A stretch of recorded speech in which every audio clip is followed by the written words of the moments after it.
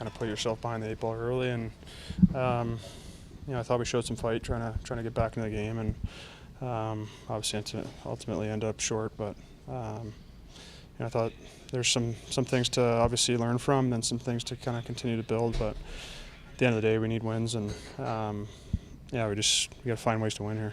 What was behind the surge in the second period? I think just our talks in the room, just the belief in our room, and we know we can score and we know we can play the right way, so just sticking with that for 60 minutes, and like you said, it's obviously tough coming from 3-0, but thought we showed some fight. How big of a kick was that late goal in the second? Makes it 5-3. Yeah, it was great. I mean, I thought, sorry. You know what Yeah. Sorry, I thought you were talking about the second. I mean, it's tough, obviously, like get a little bit of momentum going, and then that goes in. So, but I mean, I thought when Jack came in, he played really well, and obviously, circumstances happen and mistakes happen. So, it's on all of us. We're a team in here, and we got to be better in front of our goalies, and we got to find ways to obviously, help them see the puck too. It's easy to look at the standings and see. I mean, it's not good to see where you're at, but to see how close you are to some other teams above you.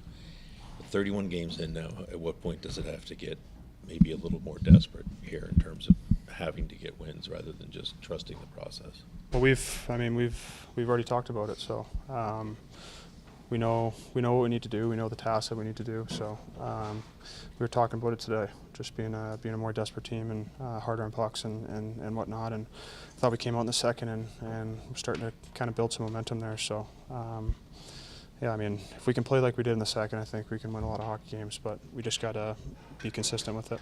What made finding room tough in the third period?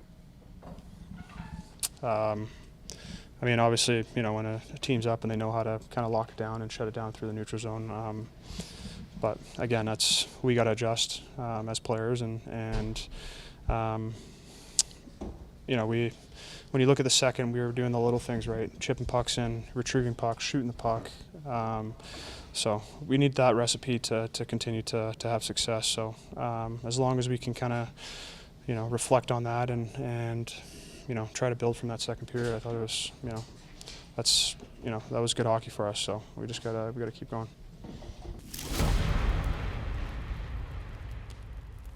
Boone, how tough is it to dig out of an early hole like you had to do tonight? It's really tough, obviously, in this league, and I thought in the second period we were climbing back. We had some momentum going, a couple quick goals. So it's just that late goal. I mean, late goal in the first, late goal in the second. That hurts us. So we weren't able to come back after that. I thought, if we could generate some chances, someone would go in for us, and we can get ourselves right back into it. But like I said, I thought we were coming there in the second, but weren't able to generate anything after that. How was this night for you? I mean, it's great coming back and being with this group and competing with these guys, and obviously wish we got 2 points and had a different outcome, but obviously, excited to be back with the group. You guys talked this morning about upping the level of desperation. With that, how much more difficult was the start tonight to accept? Yeah, no, we need points here, and we can be a little more desperate for sure. And at home you don't want to dig yourself that hole, and tonight we did, and we unfortunately couldn't get ourselves out of it, and it's tough to do. So back to work tomorrow and be ready for Saturday, and I think that desperation we need to turn up. It seemed like those goals you referenced late in the first, late in the second, it seemed like maybe there was some defensive breakdowns on those. How disappointing is that when you're making that comeback to just kind of have those just kind of slip-ups, that lead to goals? Yeah, I'm not sure how they, how they happen. It happens quick. I don't know, but obviously those are crucial moments, and last few minutes of a period, you don't want to give one up, and we did tonight a couple times that it hurts us. You're set back, another goal. So obviously an area we want to be better at, give ourselves a better chance. Late period goals were costly. I mean, thinking yourself a 3-0 hole was costly, but as you're coming back and you give up those late ones, how costly were those for you tonight? Yeah, I mean, it changes everything. In the first, we get one, and then they come and score it back after it at the end of the first period to make it, what would it be, 4-1. We get to 4-3, then make it 5-3 late in the second, and it's just understanding the time of the game, and there's mistakes like that just can't happen. We're talking a little bit about desperation. Dante said maybe the desperation level could be cranked up a little bit right now, given where you are. Yeah, 100%. I mean,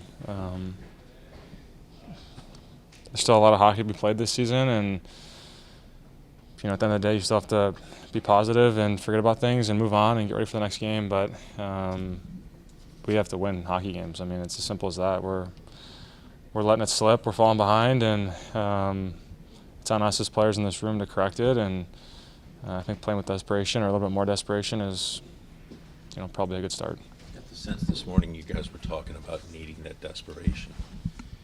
How difficult is the start tonight then to accept when you were kind of geared up? It felt like in that direction tonight. Did it surprise you? I mean, yeah, I think you're always a little surprised down 3-0 like that, especially at home.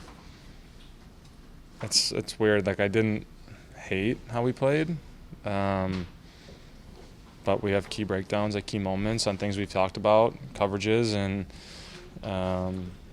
next thing you know, you're chasing the game. And, there's X's and O's and all that stuff, but at the end of the day, you just have to, dig deep and find ways to win hockey games. I don't care if we have 5 shots on goal, we'll win 1-0. You know what I mean? Like, it's one of those things where it's on the guys in here to have that full buy-in and find a way to just win. Doesn't matter how you play or how you feel. I don't want to keep going back to last year, but I feel like last year we did that. Like, we'd win games we're not supposed to, and the games we were supposed to win, we would. And right now it just seems like we're finding ways to lose, even when we play well, when we play bad. And right now it's just about finding a way to win. It's such a unique position, goaltending. When a guy has a rough night like that, can anybody else in the room talk to him? Help deal with him, however you look at it?